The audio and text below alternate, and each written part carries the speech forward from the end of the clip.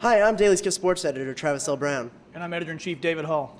And welcome to this week's NCAA 10 simulation, TCU versus Clemson. David, what do you think today's keys to victory are? I don't really care, Travis, but what I do care about is random trivia. And get this, did you know that South Carolina, the state in which Clemson is located, was the only state in the Confederacy not to send troops to fight with the North in the Civil War? That's pretty hardcore and pretty loserish. Confederacy got slaughtered. Any other facts? Pop collars are awesome, and I love my sideways hat, and women dig it. Thank you, and here's the highlights. Welcome to Death Valley, home of Howard's Rock and the Clemson Tigers. That's right, Travis. South Carolina is also home to such wonderful things as secession and the nullification crisis of 1832. Dalton throws a duck that's picked off by a chancellor for the Tigers. Yep, that is not how you want to start a game with an interception. That puts you in an early hole. Sure does. This leads to a 1-yard touchdown run by C.J. Spiller.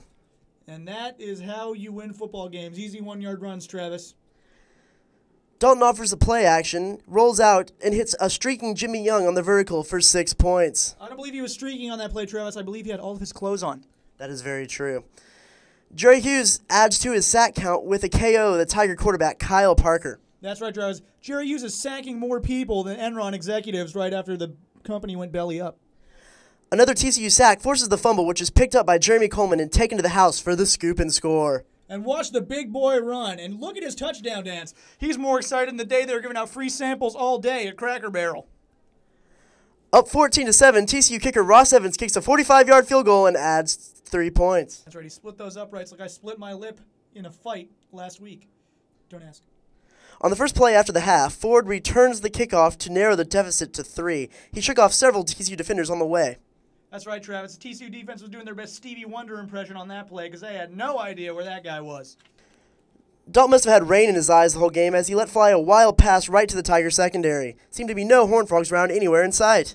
That's right, Travis. You know, rain can create severe vision problems, especially when you are driving. Always have your wiper blades checked. The more you know. This sets up a short TD run by C.J. Spiller. That'd be his second on the game as he trucks a TCU defender. C.J. Spiller is running all over this team, Travis. It's quite a shame. Parker completes a 63-yard pass to Terrence Ash well past the TCU secondary over their heads. That's right. He must have flubber on his shoes or something because he's outrunning everybody by quick pace.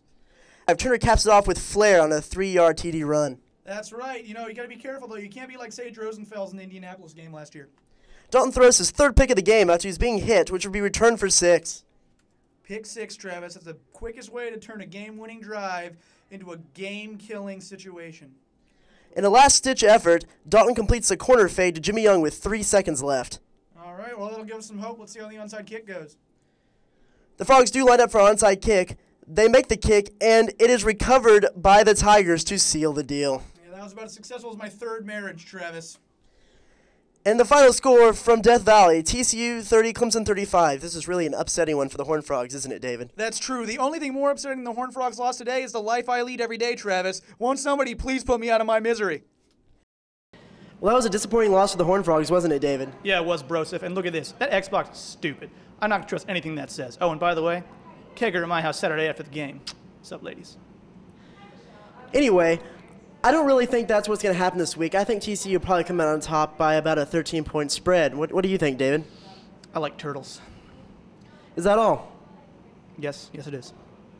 All right, well, join us next week as we bring TCU versus SMU here on DailySkiff.com.